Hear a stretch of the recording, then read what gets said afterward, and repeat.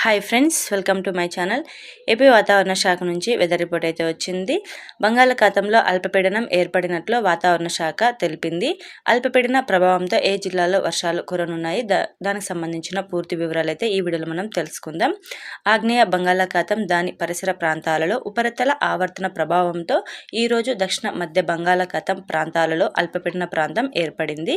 దీని అనుబంధ ఉపరితల ఆవర్తనం సగటు సముద్ర మట్టానికి 5.8 కిలోమీటర్ల వరకు విస్తరించి ఉంది. ఈ అల్పపీడనం రేపటి వరకు వాయువ్య దిశగా నైరుతి బంగాళాఖాతం వైపు కదిలే అవకాశం ఉంది. ఆ తర్వాత 48 గంటల్లో దాదాపుగా ఉత్తరం వైపు ప్రయాణిస్తూ పశ్చిమ మధ్య బంగాళాఖాత ప్రాంతంలో విస్తరించే అవకాశం ఉంది.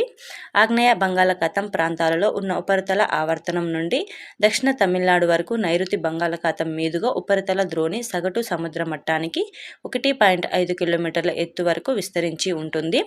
మరట్వాడ నుంచి దక్షిణ తమిళనాడు వరకు కర్ణాటక అంతర్భాగంగా ఉత్తర దక్షిణ ద్రోణి ఈరోజు తక్కువగా గుర్తించబడినది. దక్షిణ అంతర్గత కర్ణాటక పరిసర ప్రాంతాల్లో ఉపరితల ఆవర్తనం ఈరోజు తక్కువగా గుర్తించబడినది. దీని ప్రభావం ముఖ్యంగా ఉత్తరాంధ్ర, తూర్పుగోదావరి, పశ్చిమ గోదావరి, కృష్ణా జిల్లాలపై ఉండే అవకాశం ఉన్నట్లు తెలిపింది.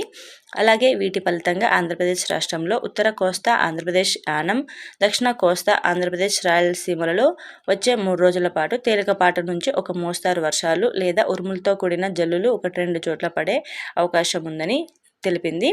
ఉరుములతో కూడిన మెరుపులు, బలమైన ఈదురుగాలులు గంటకు 30 నుండి 40 కిలోమీటర్ల వేగంతో వీచే అవకాశం ఉంది. Thank you friends.